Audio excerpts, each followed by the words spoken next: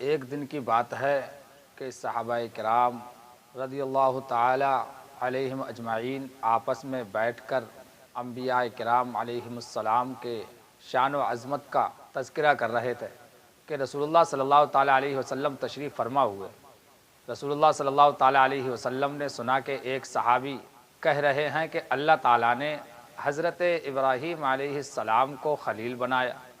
دوسرے صحابی فرما رہے ہیں کہ حضرت موسیٰ علیہ السلام کو کلیم بنایا گیا۔ تیسرے صحابی بولے حضرت عیسیٰ علیہ السلام کو کلمۃ اللہ بنایا گیا۔ چوتھے صحابی کہنے لگے حضرت آدم علیہ السلام کو صفی اللہ بنایا۔ رسول اللہ صلی اللہ تعالیٰ علیہ وسلم نے فرمایا، میں نے تمہاری گفتگو سنی اور تم لوگوں نے سچ کہا ہے۔ ابراہیم علیہ السلام خلیل اللہ ہیں، موسیٰ علیہ السلام کلیم اللہ ہیں، عیسیٰ علیہ السلام روح اللہ ہیں، آدم علیہ السلام صفی اللہ ہیں، مگر غور سے سن لو کہ میں حبیب اللہ ہوں۔ اللہ تعالیٰ نے ہر نبی کو ان کے مراتب و درجات کے مطابق معراج کی دولت سے سرفراز کیا۔ اللہ تعالیٰ نے حضرت آدم علیہ السلام کو یہ مرتبہ اور مقام عطا فرمایا کہ ان کی پیدائش سے پہلے ان کی خلافت و حکومت کے چرچے کیے، پھر ان کو اپنی قدرت کاملہ سے پیدا فرمایا، فرشتوں پر فضیلت بخشی۔ حضرت آدم علیہ السلام کو تمام اشیاء چیزوں کے نام سکھائے، مسجود ملائکہ بنا کر تاج خلافت ان کے سر پر رکھا، مکین جنت ہونے کا شرف بخشا اور ابو البشر ہونے کا اعزاز عطا فرمایا۔ یہ ہے حضرت آدم علیہ السلام کی معراج۔ اللہ تعالیٰ نے حضرت ابراہیم علیہ السلام کو یہ مرتبہ عطا کیا کہ آپ کو ایک پتھر پر کھڑا کیا گیا اور پھر ان کے لیے زمین و آسمان کے تمام حجابات اٹھا دیے گئے، حتیٰ کہ عرش اعظم سے زمین کے نیچے کے حصے تک ہر چیز کا مشاہدہ کرا دیا، یہاں تک کہ آپ نے جنت میں اپنے محل کو بھی دیکھ لیا۔ حضرت ابراہیم علیہ السلام پر نار نمرود کو گلزار کیا۔ حضرت ابراہیم علیہ السلام کو اپنا گھر کعبہ تعمیر کرانے کا شرف عطا فرمایا۔ حضرت ابراہیم علیہ السلام کی معراج یہی ہے۔ جب حضرت موسیٰ علیہ السلام کو اللہ تعالیٰ نے ہم کلامی کے شرف سے نوازا تو حضرت موسیٰ علیہ السلام اللہ تعالیٰ کی بارگاہ میں عرض کرتے ہیں، اے اللہ میں تجھے دیکھنا چاہتا ہوں۔ تو اللہ تعالیٰ نے فرمایا، اے موسیٰ تم مجھے ہرگز نہیں دیکھ سکتے۔ حضرت موسیٰ علیہ السلام جب اللہ تعالیٰ کا دیدار کرنا چاہتے ہیں تو حکم ہوتا ہے کوہ طور پر آؤ، 40 دن روزے رکھو، دیدار کی کیف لیے عشق و مستی میں جب حضرت موسیٰ علیہ السلام کوہ طور پر پہنچے تو حکم ہوا نالین اتاریے، بے شک آپ طوا کے پاک دامن میں ہیں۔ حضرت موسیٰ علیہ السلام کوہ طور پر جلوہ فرما ہیں، پوری رات قیام میں گزارتے ہیں۔ کیوں؟ اللہ کا دیدار ہو جائے، رب کا دیدار ہو جائے۔ نالین اتروایا جاتا ہے، یعنی چپل شریف اتروائے جاتے ہیں۔ کیوں؟ اس لیے کہ اللہ کا دیدار کرنا ہے، تو نالین اتاریے۔ یہ سب کچھ اس لیے ہو رہا ہے تاکہ اللہ تعالیٰ کا دیدار ہو جائے۔ دیدار کی عجیب و غریب کیفیت ہے، اللہ تعالیٰ سب کچھ گوارا ہے مگر دیدار کرا دے۔ صدا پر صدا لگائے جا رہے ہیں، عشق بڑھتا جا رہا ہے، محبت موجیں لے رہی ہے۔ اے میرے رب کہ میں تجھے دیکھوں تو جواب ملتا ہے ہرگز تو مجھے نہیں دیکھ سکتا۔ اس کا مطلب یہ ہے، مقصد یہ ہے کہ موسیٰ میں دیدار کرا سکتا ہوں مگر تم میں دیکھنے کی طاقت نہیں۔ اس سے صاف ظاہر ہے کہ اللہ تعالیٰ کا دیدار ممکن ہے، یعنی ہو سکتا ہے۔ گویا اشاروں میں بتایا جا رہا ہے کہ موسیٰ تمہاری آنکھ کو میں نے وہ طاقت نہیں دی ہے جس سے تم مجھے دیکھ سکو۔ میری ذات ایک ہے، میں احد ہوں، اور میں نے ایک ہی ذات کو وہ طاقت دی ہے جو میری ذات کو دیکھ سکے اور میرے محبوب احمد مصطفیٰ صلی اللہ تعالیٰ علیہ وسلم کی ذات ہے۔ یہ سب کچھ اشاروں میں بتایا جا رہا ہے، مگر حضرت موسیٰ علیہ السلام کی طلب جاری ہے۔ مجھ میں حوصلہ نہیں ہے مگر تیرا کرم سب کچھ کر سکتا ہے۔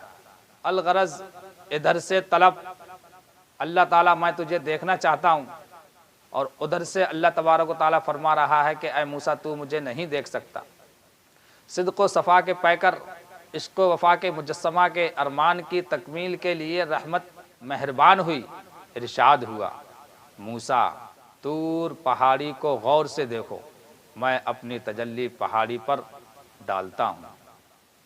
اللہ تعالیٰ نے جو پہاڑی پر تجلی فرمائی تو پہاڑ ریزہ ریزہ ہو کر بکھر گیا، اور حضرت موسیٰ علیہ السلام بے ہوش ہو کر زمین پر آ گئے۔ اب ایک سوال ہے کہ جب حضرت موسیٰ علیہ السلام بے ہوش ہو گئے تو دیکھا کس کو؟ اور اگر حضرت موسیٰ علیہ السلام کچھ نہیں دیکھتے تو بے ہوش کیسے پڑتے؟ اس سے صاف ظاہر ہو گیا کہ کچھ تجلی ضرور حضرت موسیٰ علیہ السلام نے دیکھا، تبھی تو بے ہوش ہوئے۔ اب وہ کچھ تجلی کیا تھی اور کتنی تھی؟ اللہ تعالیٰ کی ذات کی تجلی نہیں تھی، بلکہ ذات باری تعالیٰ کی صفت کی تجلی تھی۔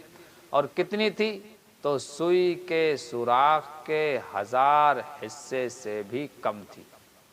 جب اتنی صفت کی تجلی کا اثر یہ ہوا کہ بے ہوش ہو گئے تو اللہ تعالیٰ کی صفت دیکھ لیتے تو حضرت موسیٰ علیہ السلام کی کیا کیفیت ہوتی، اور اگر خدا تعالیٰ کی ذات کا دیدار کر لیتے تو حضرت موسیٰ علیہ السلام کا عالم کیا ہوتا۔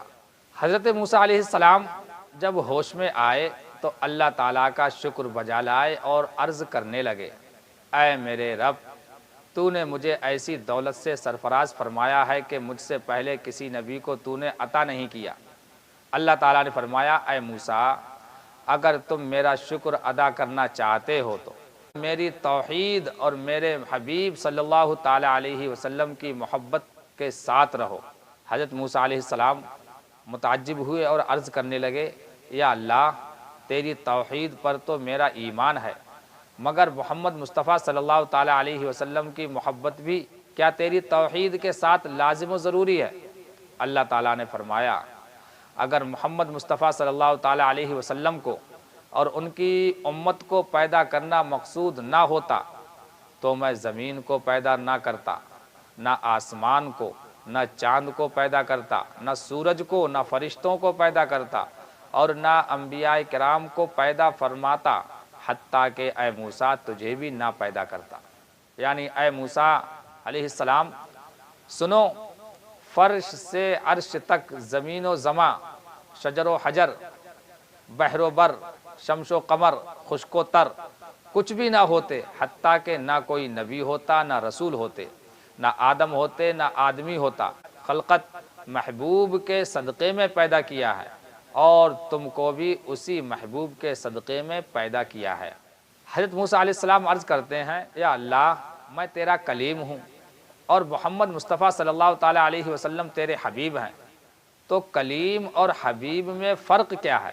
اللہ تعالیٰ ارشاد فرماتا ہے، کلیم وہ ہے جو خود طور پہاڑی پر آئے اور عرض کرے، یا اللہ، میں تجھے دیکھنا چاہتا ہوں، تو جواب میں کہوں لن ترانی، تم مجھے نہیں دیکھ سکتے۔ اور حبیب وہ ہیں جو اپنے بستر پر آرام فرما ہوں اور میری طرف سے وصال اور دیدار کے تقاضے ہو رہے ہوں۔ یعنی اے موسیٰ علیہ السلام، کلیم وہ ہے جو خدا کو دیکھنا چاہتا ہے، اور حبیب وہ ہیں جن کو خدا دیکھنا چاہتا ہے۔ کلیم وہ ہے جو اللہ کی رضا چاہتا ہے، اور حبیب وہ ہے جس کی رضا اللہ تعالیٰ چاہتا ہے۔ یعنی جو حبیب چاہے وہی اللہ تعالیٰ چاہتا ہے۔ حضرت نظام الدین اولیاء محبوب الہی رضی اللہ تعالیٰ عنہ فرماتے ہیں کہ حضرت موسیٰ علیہ السلام نے طور پہاڑی پر اللہ تعالیٰ کی تجلی کا جو نظارہ کیا تو حضرت موسیٰ علیہ السلام کی آنکھوں کے جلال کا یہ عالم تھا کہ کسی کو تاب و طاقت نہ تھی کہ حضرت موسیٰ علیہ السلام کی آنکھوں کو دیکھ سکے، اور جو ان کی آنکھ سے آنکھ ملا لیتا اس کی آنکھ پھوٹ جاتی، پھر وہ آنکھ سے محروم ہو جاتا۔ حضرت موسیٰ علیہ السلام نے اپنے چہرے پر طرح طرح کے نقاب ڈالے اور وہ سب جل گئے، جلال کی تاب برداشت نہ کر سکے، یہاں تک کہ لوہے، پتھر اور لکڑی کا نقاب بنا کر ڈالا، وہ سب جل کر راکھ ہو گئے۔ آخر اللہ تعالیٰ کے حکم سے آپ نے محبوبان خدا کے دامن یعنی ان کپڑوں کا نقاب بنایا گیا جن کو اللہ تعالیٰ کے محبوب بندوں نے استعمال کیا تھا، پھر وہ نقاب باقی رہا۔ جب اللہ تعالیٰ کے محبوب بندوں کے ملبوسات یعنی پہنے ہوئے کپڑوں کی برکت کا جب یہ عالم ہے تو ہمارے پیارے آقا صلی اللہ تعالیٰ علیہ وسلم کے دامن کرم کی شان کا عالم کیا ہوگا۔ حضرت موسیٰ علیہ السلام اپنے چہرے پر نقاب ڈالے ہوئے جب گھر تشریف لائے تو آپ کی بیوی حضرت صفورہ رضی اللہ تعالی عنہا نے عرض کیا کہ اے اللہ کے نبی، معاملہ کیا ہے جو آپ چہرے پر نقاب ڈالے ہوئے ہیں؟ تو حضرت موسیٰ علیہ السلام نے ارشاد فرمایا، اے صفورہ، طور پہاڑی پر اللہ تعالیٰ نے مجھے اپنی تجلی سے نوازا اور اپنا دیدار عطا کیا، تو میری آنکھوں میں اس تجلی کی برکت سے اس قدر جلال کا اثر ہو گیا ہے کہ جو میری آنکھ کو دیکھتا ہے تو اس کی آنکھ پھوٹ جاتی ہے اور وہ آنکھ سے محروم ہو جاتا ہے۔ اللہ تعالیٰ کے حکم سے میں نے اپنے چہرے پر نقاب ڈال لیا ہے تاکہ کسی کو تکلیف نہ ہونے پائے، اور اگر تم نے بھی میری آنکھوں کو دیکھ لیا تو تم بھی آنکھ سے محروم ہو جاؤ گی، اسی لیے میری آنکھ دیکھنے کی کوشش نہ کرنا۔ حضرت صفورہ عرض کیا کہ اے اللہ تعالیٰ کے نبی، میں تو ان آنکھوں کو دیکھوں گی جن آنکھوں نے اللہ تعالیٰ کا دیدار کیا ہے، چاہے آنکھ رہے یا جائے۔ بار بار اصرار کرتی رہیں کہ میں ان آنکھوں کو دیکھوں گی جن آنکھوں نے اللہ تعالیٰ کا دیدار کیا ہے۔ حضرت موسیٰ علیہ السلام نے بہت منع کیا، روکا، مگر حضرت صفورہ رضی اللہ تعالی عنہا دیدار کرنا چاہتی ہیں۔ حضرت موسیٰ علیہ السلام نے فرمایا کہ تمہاری آنکھ چلی جائے گی، تم آنکھ سے محروم ہو جاؤ گی۔ حضرت صفورہ رضی اللہ تعالی عنہا، آقا، ایسی آنکھ کا پھوٹ جانا ہی بہتر ہے جو آنکھیں جمال یار کا نظارہ نہ کر سکیں۔ حضرت موسیٰ علیہ السلام نے چہرے سے نقاب اٹھا دیا اور حضرت صفورہ رضی اللہ تعالی عنہا نے ایک آنکھ کھلی رکھی اور دوسری آنکھ پر اپنا ہاتھ رکھ لیتی ہیں کہ اگر پھوٹے تو ایک آنکھ اور دوسری سلامت رہے۔ حضرت صفورہ رضی اللہ تعالی عنہا کی نظر جیسے ہی حضرت موسیٰ علیہ السلام کی آنکھ پر پڑتی ہے، ایک آنکھ پھوٹ جاتی ہے، مگر حضرت صفورہ لذت دیدار میں محب ہیں، تکلیف کا احساس بھی نہیں ہوا۔ پھر پھوٹی ہوئی آنکھ پر ہاتھ رکھ لیتی ہیں اور دوسری آنکھ دیدار کے لیے کھول دیتی ہیں۔ نگاہ سے نگاہ ملتے ہی دوسری آنکھ بھی پھوٹ جاتی ہے، مگر پھوٹی ہوئی آنکھ پہلی آنکھ سے جب ہاتھ ہٹاتی ہیں تو وہ صحیح سالم ہو جاتی ہے۔ یہ حضرت موسیٰ علیہ السلام کا معجزہ ہے۔